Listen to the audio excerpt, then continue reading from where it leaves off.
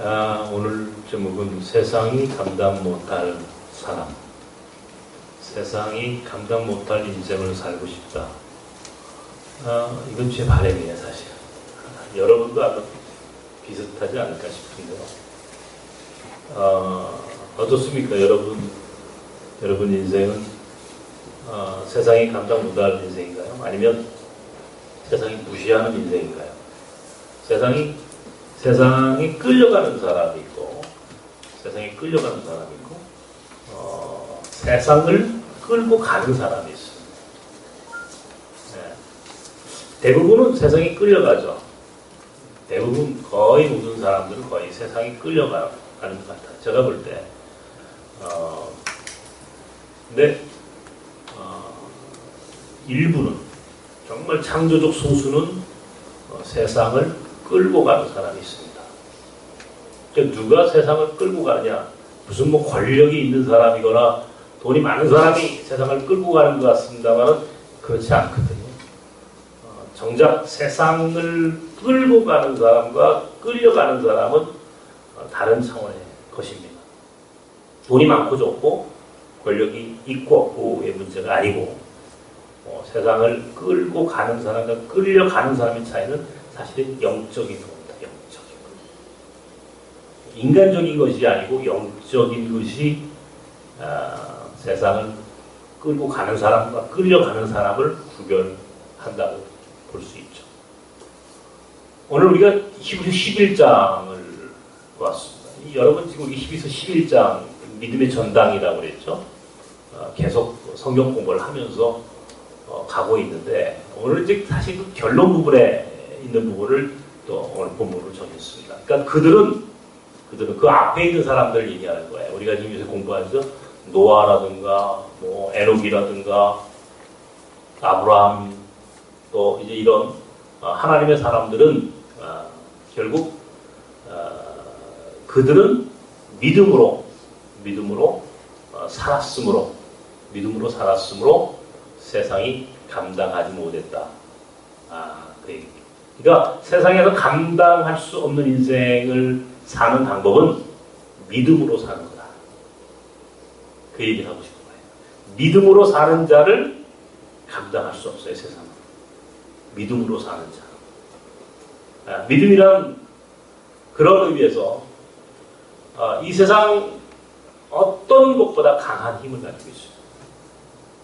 그러니까 그 안에 믿음으로 살았던 그들은 믿음으로 살아가면서 당했던 수많은 일들이 있었겠죠. 고난과 박해와 순교와 그 인간적으로 당해야 했던 수많은 시간들을 믿음으로 살았으므로 결론은 세상이 감당하지 못하는 사람들이 되었다. 그러니까 믿음으로 산다면 세상이 감당할 수 없어요. 세상에 끌려가는 인생이 아니라 세상을 끌고 가는 인생을 살 수 있다라고 하는 겁니다. 믿음이란 세상이 감당할 수 없는 삶을 살아가는 길이에요.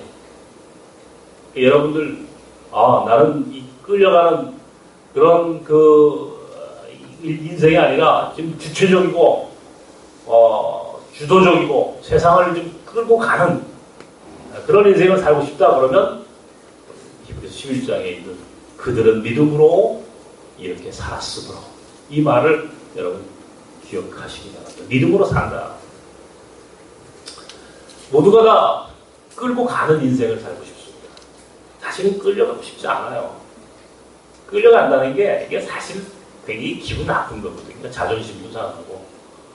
뭐 똑같은 인생 사는데 태어나가지고 한평생 살면서 왜 질질질 끌려가겠습니까? 그러고 싶지 않아요. 저는 적어도 그런 인생을 살고 싶지 않아서 그게 발버둥을 치고 살았어요. 끌려가고 싶지 않았어요. 끌고 가고 싶었어요. 역사에 내가 작은 점이라도 하나 찍고 끌고 가는 목회를 하고 싶지 끌려가는 아류가 되고 싶지 않았어요. 아류가 되고 싶지 않았어요. 아류가 된다. 창조적으로 정말 그렇게 살고 싶었어요. 그런데 이게 간단치 않았어요.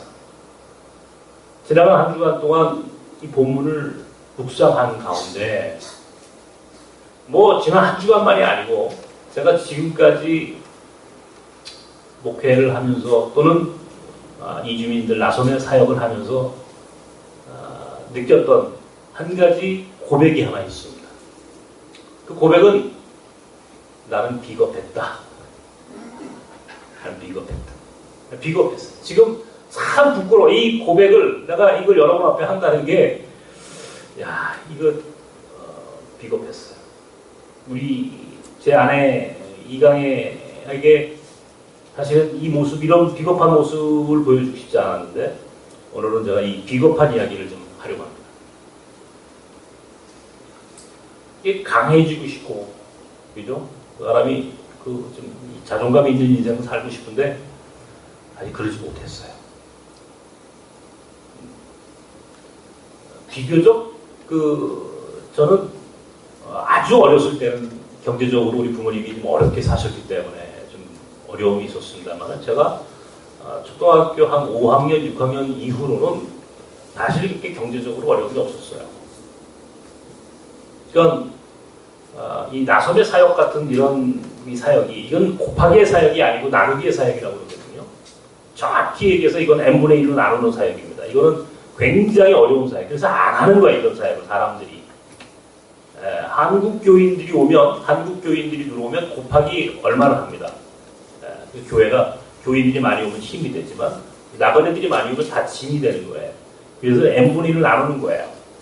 자꾸 나누다 보면 파이가 작아지겠죠. 그러니까 안 하는 거예요. 파이가 커지길 원하지 파이가 작아지는 목회 하겠어요? 그러니까 안 합니다. 근데 그럼에도 불구하고 저는 이 사역을 지금까지 끌고 올 수 있었던 하나의 힘은 부모님 덕이에요. 사실은. 두 번째는 제 아내의 힘입니다. 부모님이 경제적으로 그나마 되게 손을 벌리지 않으셨어요. 용돈을 달라든가 생활비를 달라든가 뭐 아프니까 병원에 가야 되는데 병원비를 달라든가 일절 저한테 그렇게 하시지 않아도 사셨어요. 또 두 번째는 제 아내가 제가 월급을 제대로 생활비를 가져다 주지 않아도 한 번도 불평이 없었어요. 참 그거 보면 제가 고마워요. 한 번도 경제적으로 나를 쩌지 않았어요. 대체로 그러지 않아요? 어떻습니까? 여러분들은 가정생활 하시면서 남편이 돈을 안 갖다 주면 집에서 아내가 조금 원망하고 바가지 긁고 좀 그렇게 하죠. 그래서 저는 굉장히 복이죠. 또 제 마누라 복이죠. 저한테 이렇게 쩌지 않았어요. 그런 면에 있어서 저는 일정하게 경제적으로 자유로웠어요. 그래서 굉장히 어려운 시간들이 많았거든요. 근데 그 시간들을 그나마 버틸 수 있었던 것은 제가 경제적으로 비교적 자유롭게 살 수 있었던 그런 덕분이 아니었는가 그런 생각을 했습니다. 그런데 그럼에도 불구하고 제가 아주 비겁했다라고 하는 이유는 자 그러면 나는 믿음으로 오늘까지 믿음으로 이 사역을 만약에 했다고 치더라도 사실은 그 안에는 수많은 요소들이 있는 거란 말이에요. 내 주변에 내 가정, 내 부모, 형제 누구에게는 경제적으로 내가 그렇게 지원을 받지 않아도 후원을 받지 않아도 살 수 있을 만큼의 어떤 이 자유로움이 있었기 때문에 가능했지만 그러나 그것은 내가 개인적으로 먹고 사는 문제는 그렇게 치더라도 사역 자체를 유지하고 여기까지 끌고 올라올 수 있었던 것은 전적으로 하나님의 은혜입니다. 이거는 숨길 수가 없는 거예요. 학교를 짓는 과정에서도요. 이 학교를 지으면서 작년에도 참 제가 부끄럽고 비겁했다라고 하는 게 얼마나 가슴이 아픈지요. 이게 돈이 없으니까 학교 짓는 게 한두 푼 들어가는 게 아니니까. 또 지금도 마찬가지. 햇빛발전소 짓는 문제도 그렇고 여러 가지 지금 우리가 계획하고 있는 다양한 사역들이 마찬가지입니다. 결국 돈하고 관계되어 있는지. 그러다 보니까 어디서 이제 정보가 오는 거죠. 어떤 분이 돈을 많이 가지고 있대.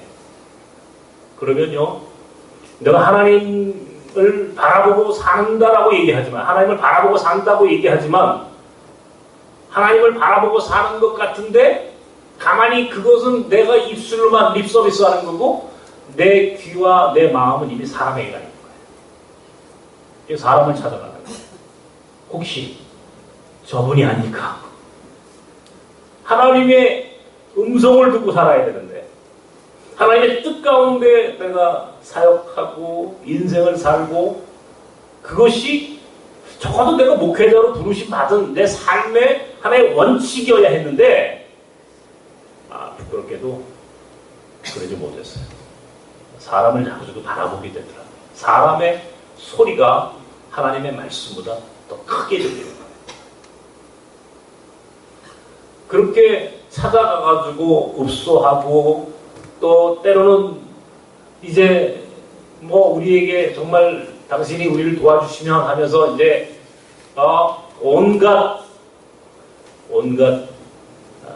될 소리 안 될 소리를 다 하고, 그럼에도 아무런 반응이 없이 그냥 그렇게 집에 돌아오는 날이면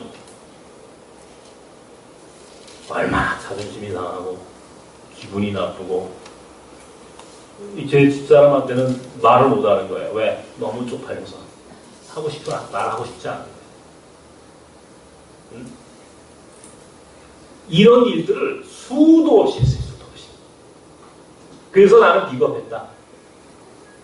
나는 비겁했다. 하나님이 분명히 내 삶에 은혜를 베푸셨고, 나선 공동체와 나선 교회와 모든 사역 가운데 하나님이 역사하심이 있다라고 믿으면서도 순간순간 문제가 생기면 하나님께 의존하기보다는 사람의 소리, 사람에게 의지하려고 했던 시간들이 훨씬 더 많았다라고 하는 게 제 솔직한 고백입니다. 이게 지금도 마찬가지예요. 지금도.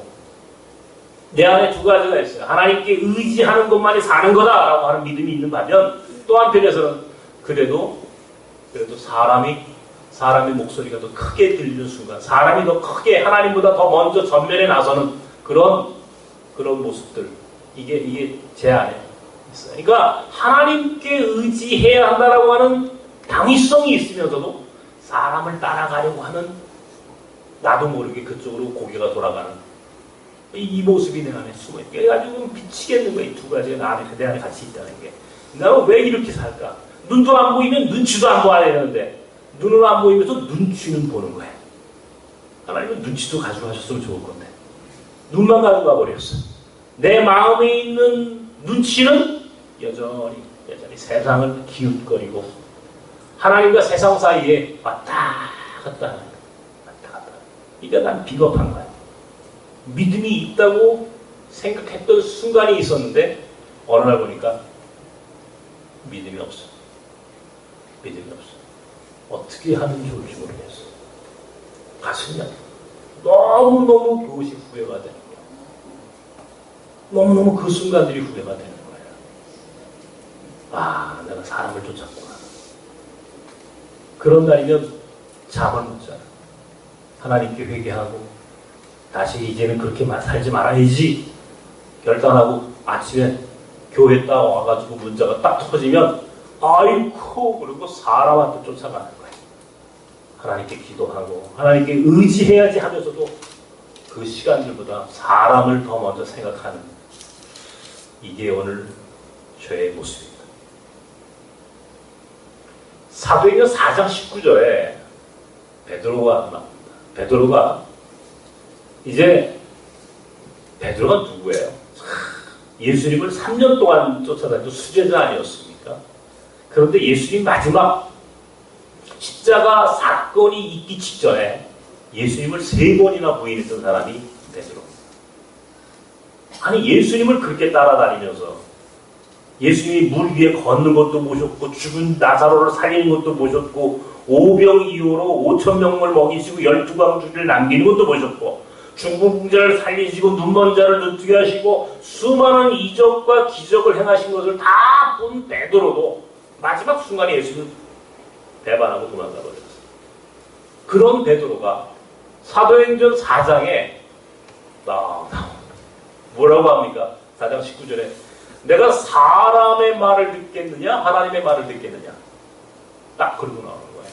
그렇게 비겁하고 연약했던 베드로가, 이거는 세상에, 그런 베드로가 불과 며칠밖에 지나지 않았는데, 불과 예수님이 십자가 사건이 있기 직전에 베드로, 예수님이 이제 이 십자가에서 골고다에서 돌아가시고 부활하신 이후에 예수님이 부활의 사건을 목격하고, 그리고 예수님을 만나고 성령이 그에게 임하시니까 그가 완전히 새 사람이 된 거예요. 그리고는 이야기하는 거예요. 내가 사람의 말을 따르랴? 내가 하나님의 말씀을 쫓아가랴? 사람이냐 하나님이냐? 나는 이제 사람의 말을 따르지 않겠다. 내가 과거에 비겁했어, 맞아, 인정하지. 그러나 이제는 달라졌어. 난 바뀌었어. 나는 하나님 말씀밖에는 난 듣지 않아. 사람의 눈치를 보지 않겠어. 사람에게 의지하는, 난 그런 인생을 살고 싶지 않아 라고 하며 담대하게 자신의 영적 자존감을 드러내요. 바로 이 영적 자존감이라고 하는 것이 바로 세상이 감당할 수 없는 인생을 살아가는 길이에요. 영적인 자존감. 또 없어도, 돈이 없고 권력이 없고 참 아무것도 없어도 사람이 뭔가 자존감이 있어야 되는데, 근데 이 자존감이라는 게 인간적으로 자존심만 갖고 산다 정말 이렇게 못 삽니다. 그거는요 한계가 있어요. 기본적으로 인간이 세상이 감당할 수 없는 인생을 사는 길은 영적인 자존감을 갖는 겁니다. 인간적으로 자존심이 강해, 저 사람은 자존심이 강한 사람이야, 아무리 그래도요 그 사람보다 더 강한 사람 앞에서는 무릎을 꿇게 됩니다. 근데 영적인 주권, 영적인 자존감을 갖는다는 것은 아무도 못 말리는 거예요. 우리가 아무도 말릴 수 없는 인생으로 바뀌는 거예요. 아무도 말릴 수 없는, 세상이 감당할 수 없는 사람은 돈이 많은 사람도, 권력이 있는 사람도, 이 세상의 모든 것을 소유한 사람도 아니라는 거예요. 오직 하나, 영적인 자존감, 영적인 주권을 가지고 있는 사람만이 세상에서 감당할 수 없는 인생이 된다는 겁니다. 그러니까 제가 이 말씀을 준비하면서 나는 비겁했어 하면서 제가 다시 한번 돌아봅니다. 내게 과연 영적인 주권, 영적인 자존감이 있었는가? 인간적인 자존감은 좀 강했을지 모르는데 영적인 자존감이 그렇게 강하진 않았구나라고 하는 생각을 해봤어요. 회개합니다.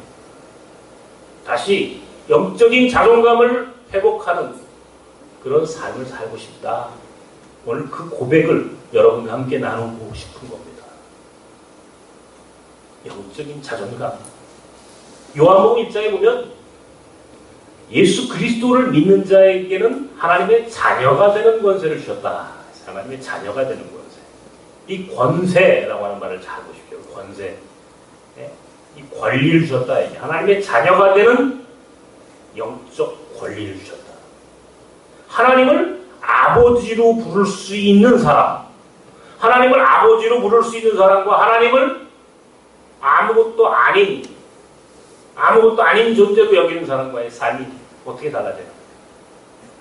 하나님을 아버지로 부를 수 있는 사람, 굉장한 거예요.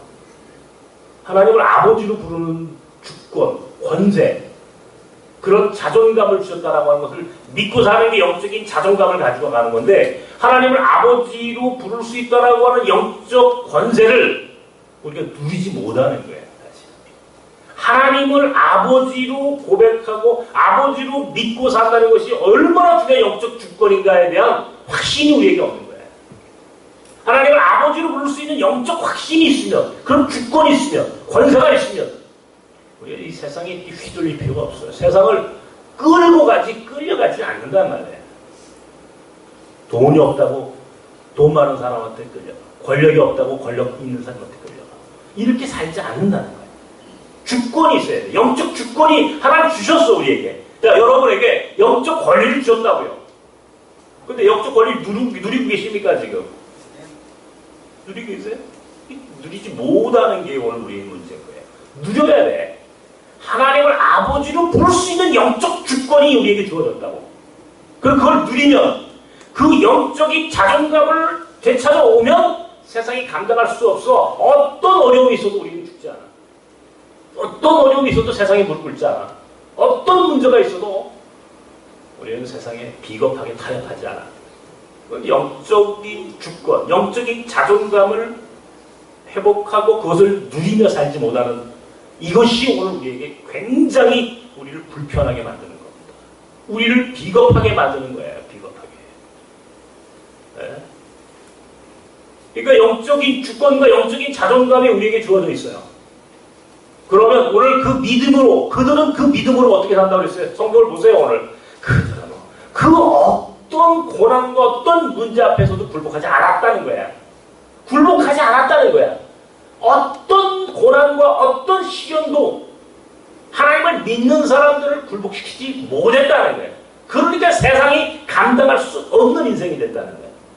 근데 세상이 감당할 수 없는 인생을 살도록 우리에게 축복해 주셨는데 그 영적 주권과 영적인 자존감을 누리지 못하는 오늘 이 우리의 모습을 오늘 우리 돌아봐야 한다는 거죠. 믿음이란 영적 주권을 주신 거예요.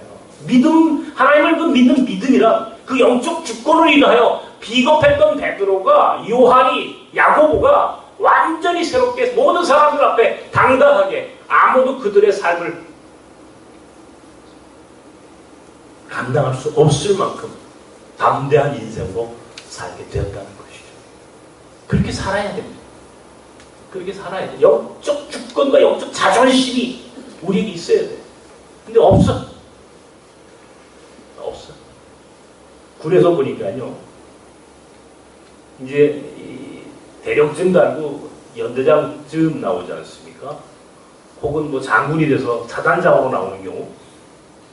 올라가면 아주 우리 소위진이 이때는요. 신앙생활 잘해요.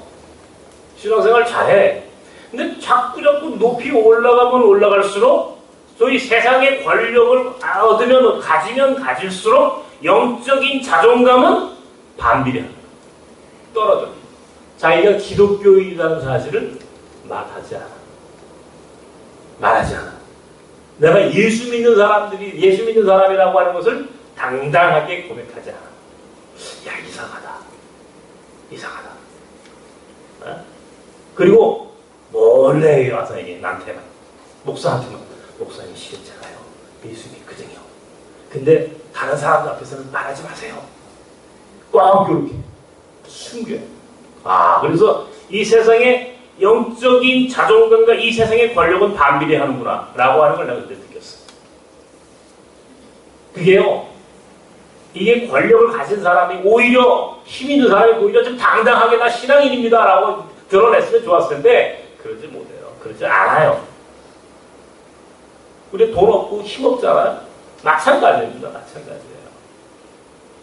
우리의 영적인 자존감이 있으면 돈 앞에 굴복하지 않아야 되는데 영적인 자존감이 없으니까 돈이 먼저 보이는 거예요. 힘센 사람한테 먼저 쫓아가는 거예요. 영적인 자존감이 있으면 반드시 그 영적인 자존감과 주권으로 그 삶을 이겨나갈 수 있는데 그게 없으니까 어떻게 해요? 쫓아가는 거예요. 최근에도 우리 정치에서 정치권에서 굉장히 큰 사건이 있었지 않습니까? 그분이 장로님이셨어요. 그가 자살하기 직전에 어디로 갑니까? 하나님 앞에 영적인 자존감을 갖고 나간 게 아니에요. 세상을 찾아갑니다. 날 좀 살려주시오. 내가 죽게 됐어. 우리 회사가 망하게 됐어. 그러면서 세상을 찾아가면서 그렇게 그 사람이 말로를 보면서 아, 우리가 신앙이 있다라고 하는 게 참 어떤 때는 좀 불편하구나. 말하기가. 어? 정말 신앙이 있는가 우리가. 하긴 저 자신도 고백했어요. 비겁했다. 비겁했다. 베드로나 바울 같은 사람들은요. 얼마나 자존심이 강한 사람, 얼마나 영적인 자존심이 강한 사람들입니까? 비록 한때는 예수 그리스도를 배반했고 부인했고 한때는 예수 믿는 사람을 핍박했던 사람들이었지만 결과적으로 그들의 마지막 인생의 삶은요. 당당했어요.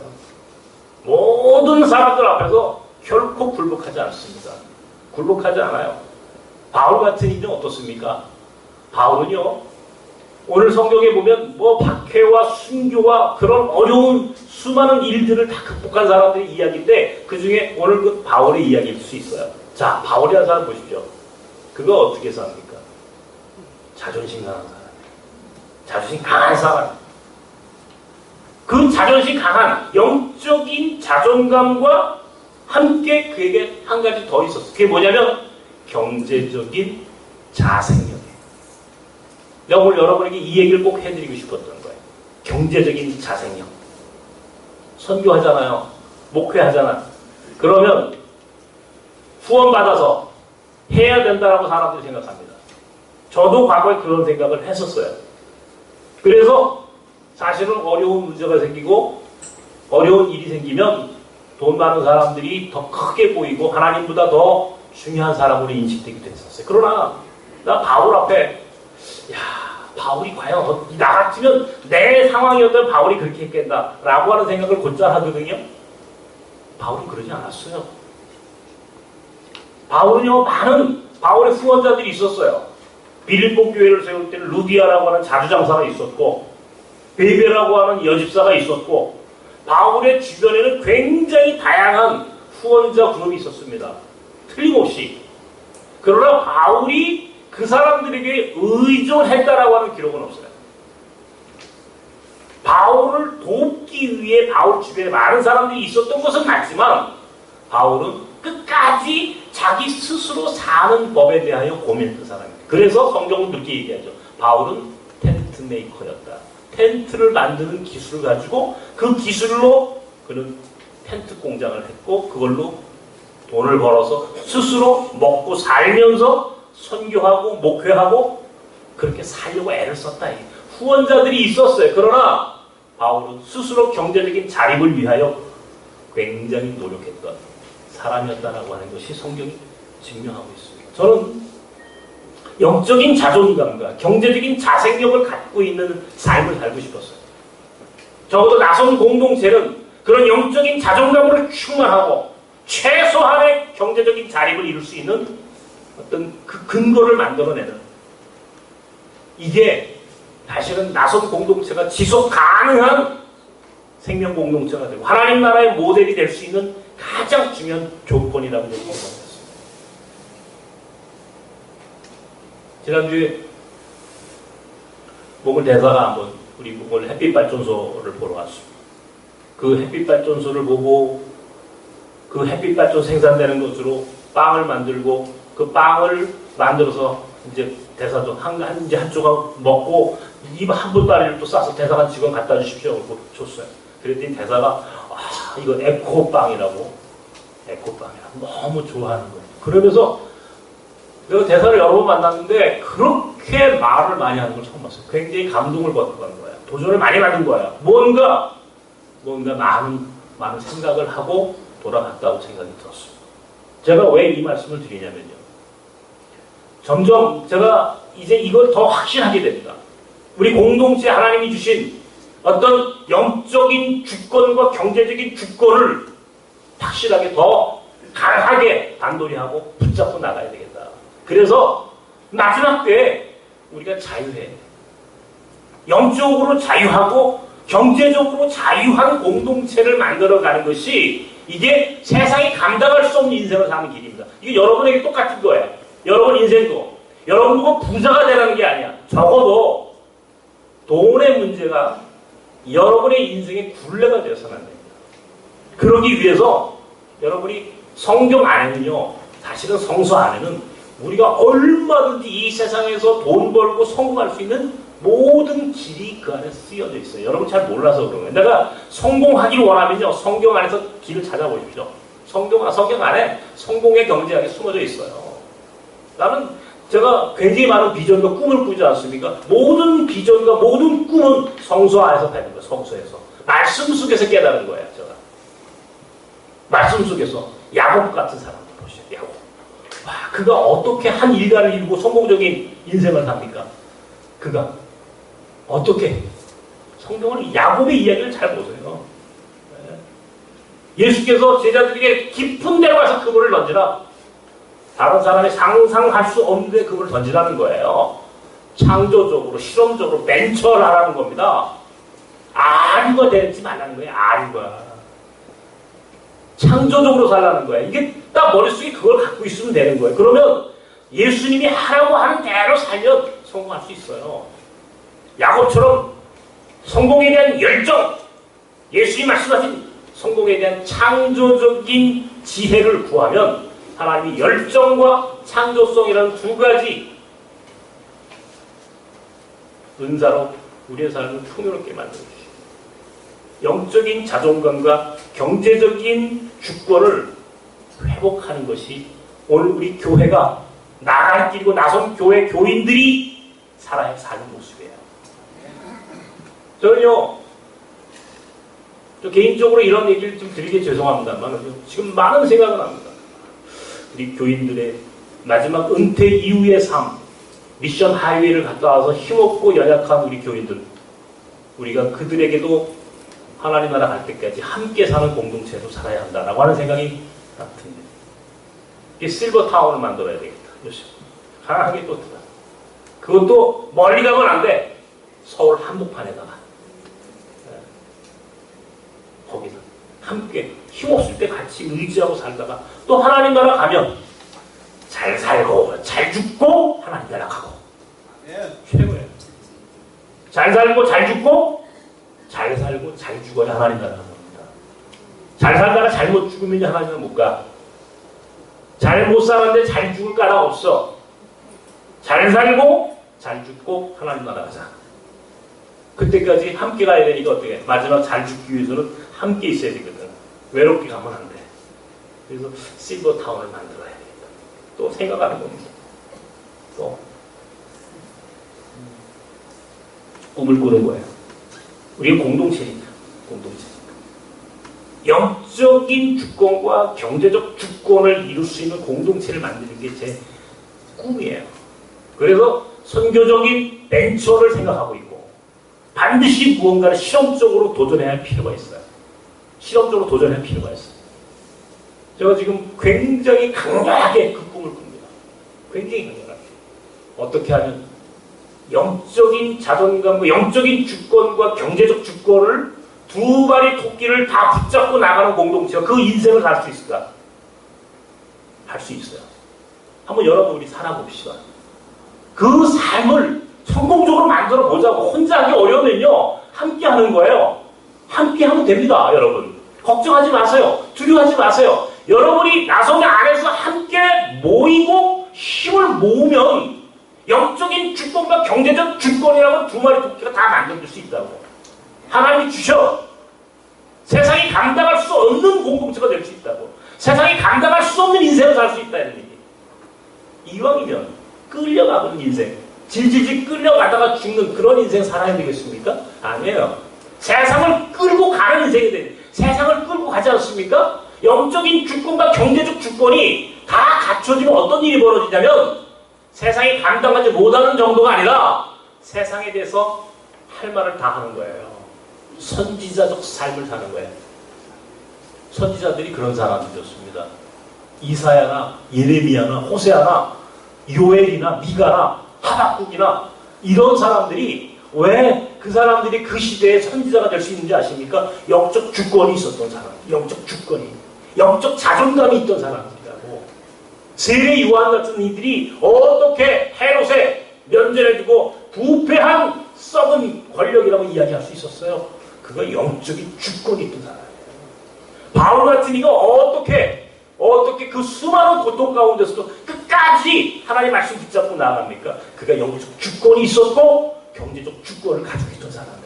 그러니까 말 못하는 거야. 우리가 햇빛 발전소를 만드는 이유가 뭔지 아십니까? 이것이 에너지 주권이지만 이것이 경제적 주권을 만드는 일입니다.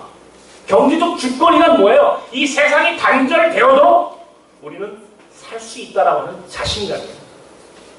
이 자신감을 회복하는 순간 우리는 세상에 대해서 꿀릴 게 없어. 다 얘기할 수 있어. 부조리한 권력에 대해서도, 정의롭지 못한 권력에 대해서도, 어떤 세상의 힘에 대해서도 우리는 맞잡을 수 있는 거예요. 자유로워야 돼.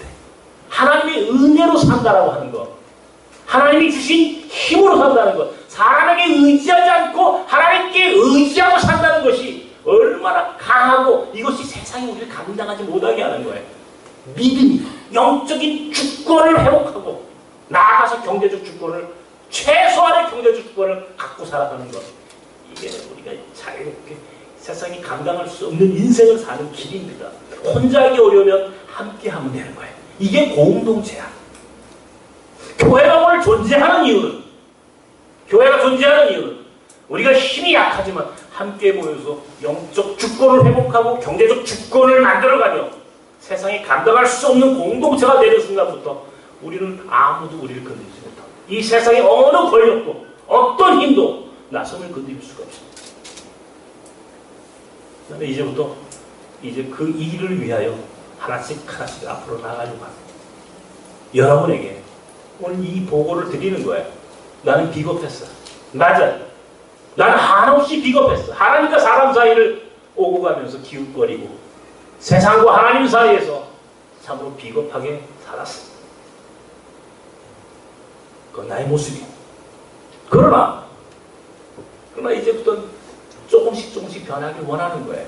나도 이제 영적 주권에 대해 더 깊은 고뇌와 기도와 결단으로 베드로처럼 바울처럼 죽으면 죽는 거지. 얼마든지 이 세상에 대해서 이제 한번 겨뤄보자라고 이야기하면서 영적 주권과 경제적 주권을 갖고 살아가는 공동체 그런 목회를 하고 싶은 겁니다. 끌려가고 싶지 않아.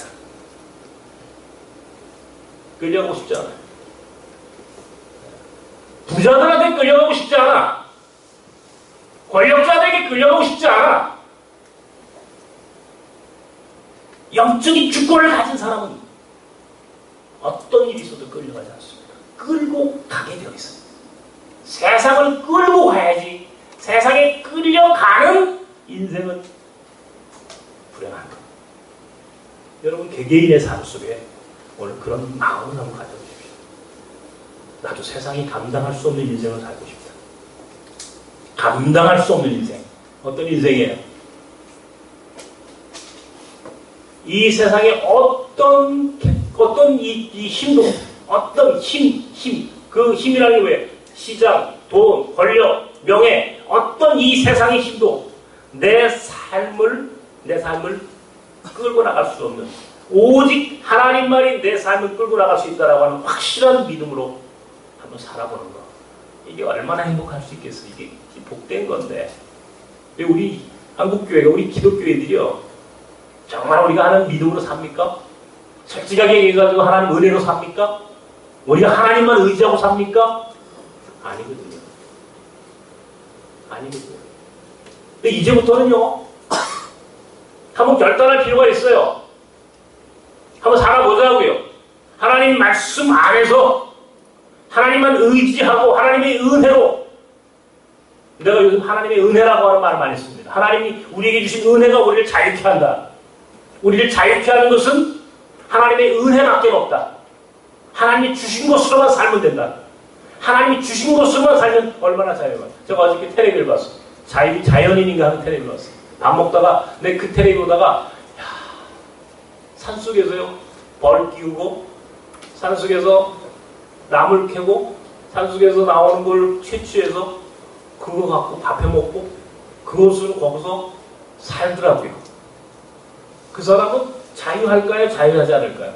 물론 모든 사람이 다 그렇게 살 수 없습니다.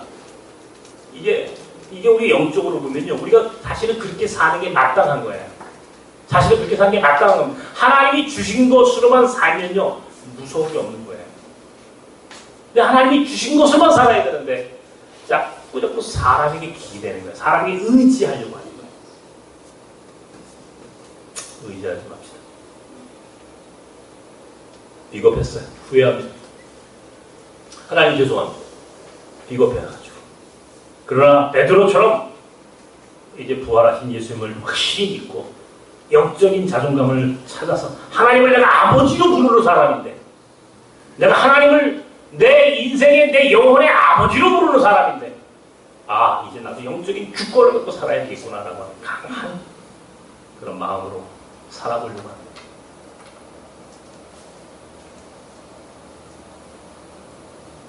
남아있는 시간이 이제 우리 각자에게만 남아있는 인생의 길이 있지 않습니까?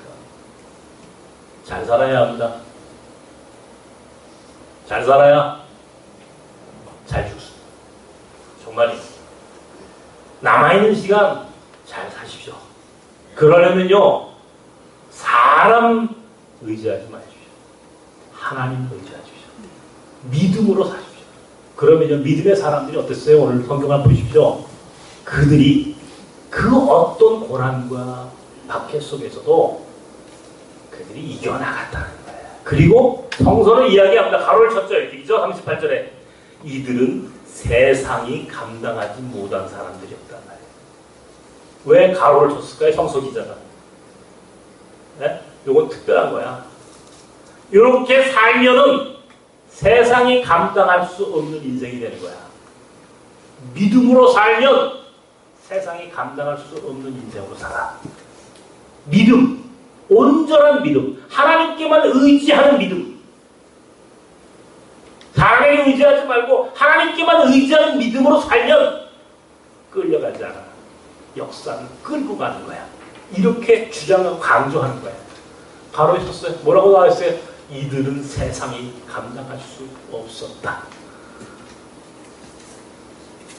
이들은 누구예요? 성서에 나오는 위대한 사람만이 아니야. 우리는, 나는 세상이 감당할 수 없는 인생을 살았다. 그렇게 나중에 그렇게 기록되어야 하지 않겠습니까? 세상이 감당할 수 없는 인생을 살아가는 나섬의 성도들이 되시길 주님의 이름으로 축원합니다. 하나님, 세상이 감당할 수 없는 삶을 살고 싶습니다. 이 세상이 우리를, 이 세상의 힘이 우리를 끌고 가려고 합니다. 이 세상의 힘, 이 세상이 가지고 있는 수많은 힘이 우리를 내버려 주지 않습니다.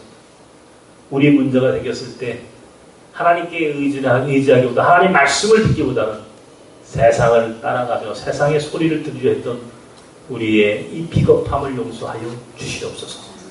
그러나 베드로는 결국 변했습니다. 믿음이 부활하신 예수 그리스도를 만나는 순간 그의 인생은 변했습니다.